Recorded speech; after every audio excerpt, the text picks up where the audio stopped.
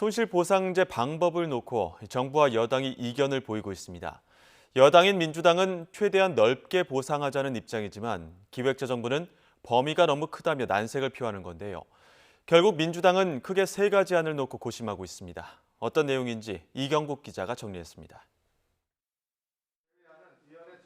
법안 심사를 위해 열린 국회 기획재정위원회 전체 회의. 하지만 관심은 민주당이 중점적으로 추진 중인 손실보상제에 집중됐습니다.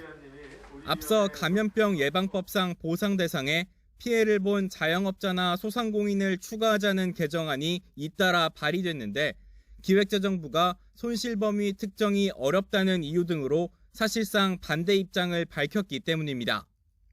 이미 4차 재난지원금 지급 방식을 두고 당정 사이에 큰 갈등이 불거졌던 상황이었던 만큼 손실보상제 관련 질의도 홍남기 경제부총리에게 쏟아졌습니다.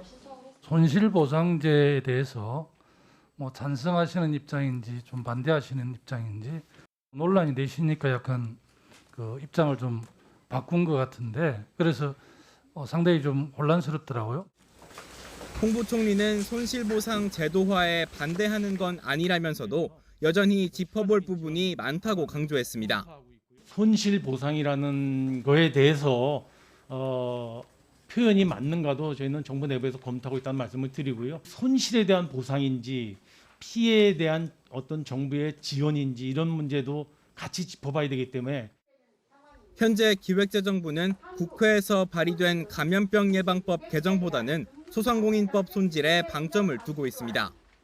하지만 이 경우 보상 대상이 상시근로자 10명 미만인 소상공인으로 한정돼 민주당 내에선 비판이 여전합니다.